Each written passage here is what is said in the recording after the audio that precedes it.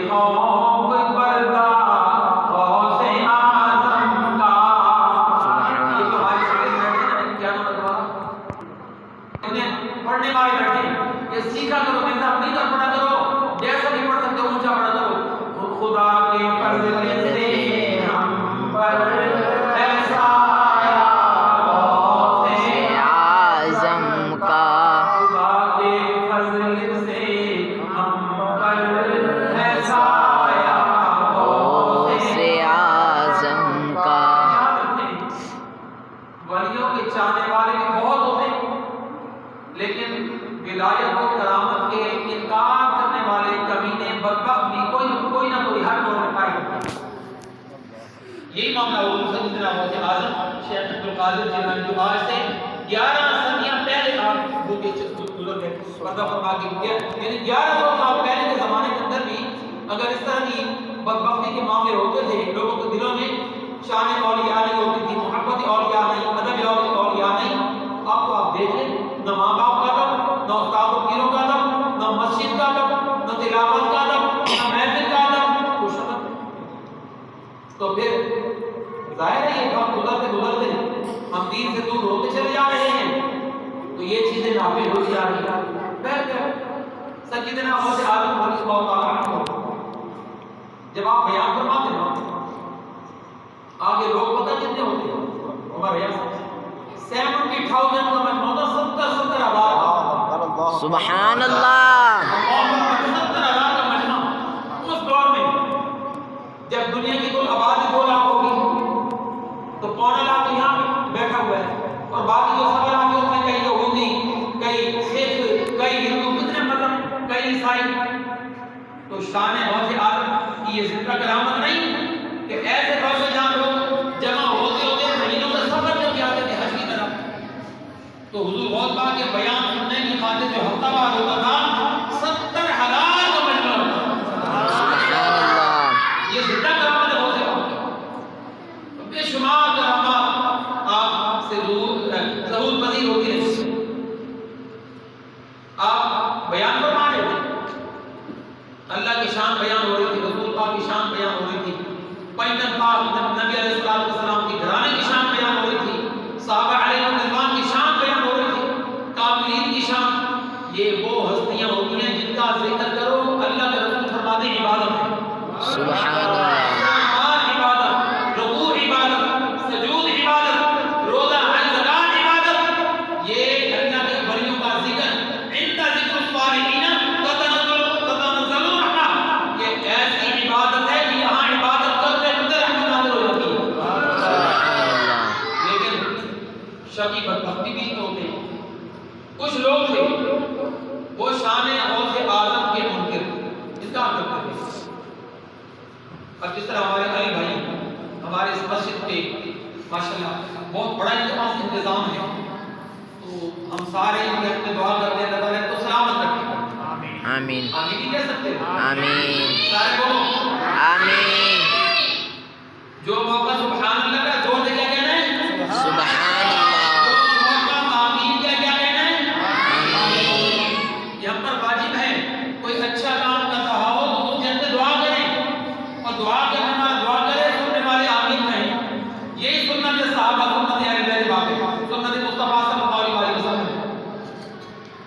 हम इनकी तारीफ करें, मलिक साहब जलवा करें, उमर हयात साहब हैं जो खादिमीन मस्जिद हैं, गाय भाई जब ज़रूरत पेश आती है खिदमत करके अपना हमारा काम चला देते हैं, अल्लाह के घर में निज़ाम चला देते हैं। तो जब इनके अपना दुआ करेंगे तो आपका बनता है ना आमीन कहें। और कुछ लोग शहर में बैठे हम आमीन नहीं कहते, क्या तालीम ने दिए हैं, क्या इन्होंने दिया तालीम की, तो कौन सी बड़ी बात होगी, ये स्पीकर ले आए, बिजली का बिल बढ़ा था इसमें शामिल, भाई कौन सी बड़ी बात होगी। तो जो होते हैं ना हसद करने वाले, जिसको जेलस कहते हैं, तो वो तो रोते पीटते रहते हैं, अपना माथा अपना सर पीटते हैं, माथा पीटते हैं, सीना को भी करते हैं। जो आशिक इंसान होता है ना, इंसान जाहिर है वही है जो हुजूर का गुलाम है। सुभान अल्लाह।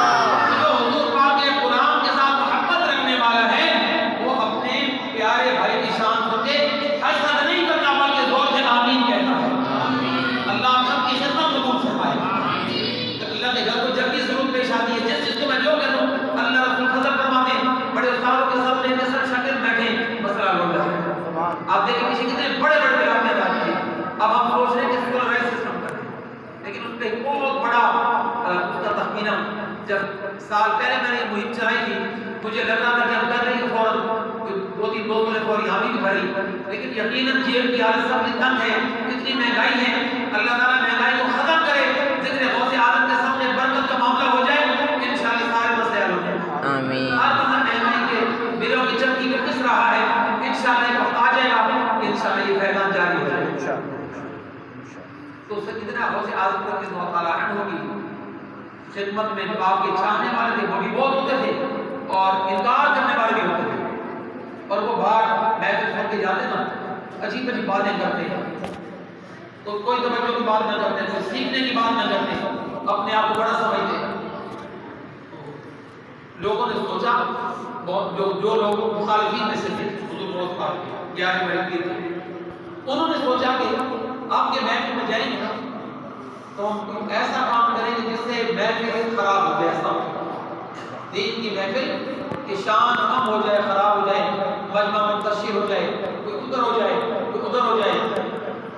وہ آپس میں پلان کھینچا لو 70,000 کے مجمع میں یا 50,000 کے مجمع میں 50-100 بندہ اگر اس طرح کی بے وقوفی حماقت کرے، بغیرتی کرے، کمیکی کرے تو وہ نقصان اپنا کرتا ہے، شان غوث اعظم کو اور اللہ بلند کرتا ہے۔ سبحان اللہ وہ پلان کر کے آتے کہ آج کچھ ایسا کریں گے کہ محفل ہو ہی نہ، بیان ہی نہ ہو، کام ہی ختم ہو جائے، لنگر ہی نہ چلے، دین کی عزت کم ہو۔ وہ اوپر سے مسلمان تھے، اندر تھے منافق تھے، عیسائی لوگ تھے، کیونکہ حضور غوث پاک کا جو چاہنے والا وہ ایسا کر نہیں سکتا۔ تو وہ آگے بیٹھے، بچو ادب سے بیٹھو، ادب سے بیٹھو، بیان کروا رہے تھے، اب وہ آگے درمیان میں بیٹھ گئے اور اب اس سوچ ہی رہتے کہ کیا کریں، کیسے کریں۔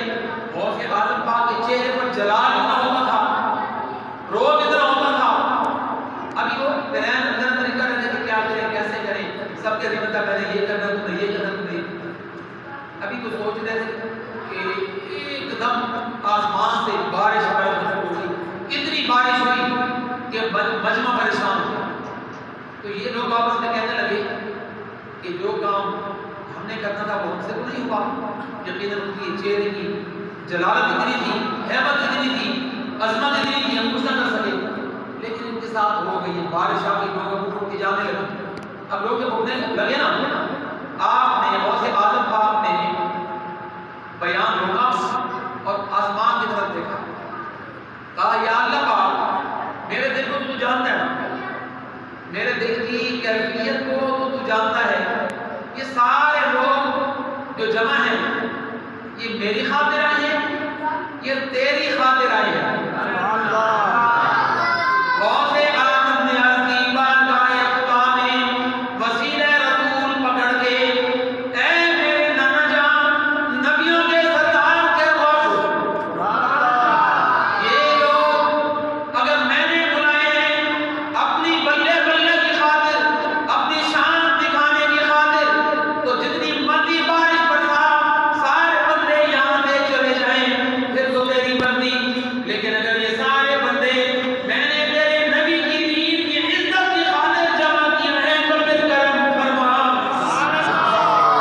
بس اتنا کہنا تھا کہ وہ جو منافق بیٹھے ان کا پلان فیل، بارش ایک دم رک گئی، باہر ہر طرف بارش ہو رہی تھی، جو پنڈال تھا جہاں غوث پاک کا مجمع لگا ہوا تھا، مریدین حضور کا ذکر سن رہے تھے، رب کا ذکر سن رہے تھے، غوث پاک کا بیان سن رہے تھے، وہاں اتنا پیارا موسم تھا، بارش ہو رہی تھی۔ شان غوث اعظم بہت بلند ہے، انشاءاللہ ہم بھی چند دنوں کے بعد چاہتے ہیں، جو میں چاہتا ہوں میں آپ کو بتا دیتا ہوں، پھر آپ بتائیے گا ہونا چاہیے نہیں۔ میں چاہتا ہوں کہ شان غوث اعظم بہت بلند اللہ نے فرمائی، رسول پاک نے بڑی عزتوں دینے والا، تو ہم ان کی شان میں بڑی محفل منائیں گے نہ منائیں گے؟ سبحان اللہ یار بولو تو صحیح۔ سبحان اللہ غوث اعظم کی بڑی 11ویں شریف ہوگی نہ ہو؟ ہوگی انشاءاللہ۔ اس میں 3 میگے پکیں، 5 پکیں، جتنا لنگر چلے ہم مل کے کریں گے انشاءاللہ۔ اور اگر کی شان ملنا ہو تو فقیر کو حاضر ہی ہے۔ بولا کرو یار ہمیں اللہ نے یہ درد دیا ہے، یہ جذبہ دیا ہے، ہم دنیا میں یہ پیغام دیتے ہیں کہ غوث اعظم کو دراصل جو شان کیا ہے۔ کسی شاعر نے کیا خوب کہا، اس شعر کے ساتھ بات میں مکمل کروں، کہتا ہے کہ غوث اعظم ہے پیر سونا بدر منیر غم خار سبحان اللہ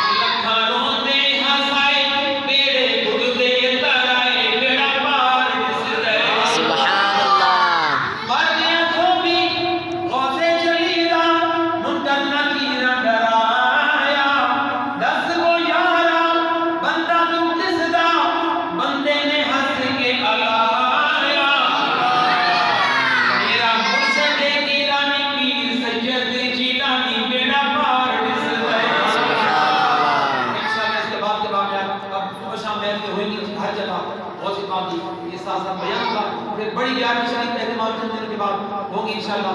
آپ اپنے جوڑے سے شامل کرنا چاہیے کیجیے گا انشاءاللہ. لنگر بھی ہوگا خوبصورت محفل سے.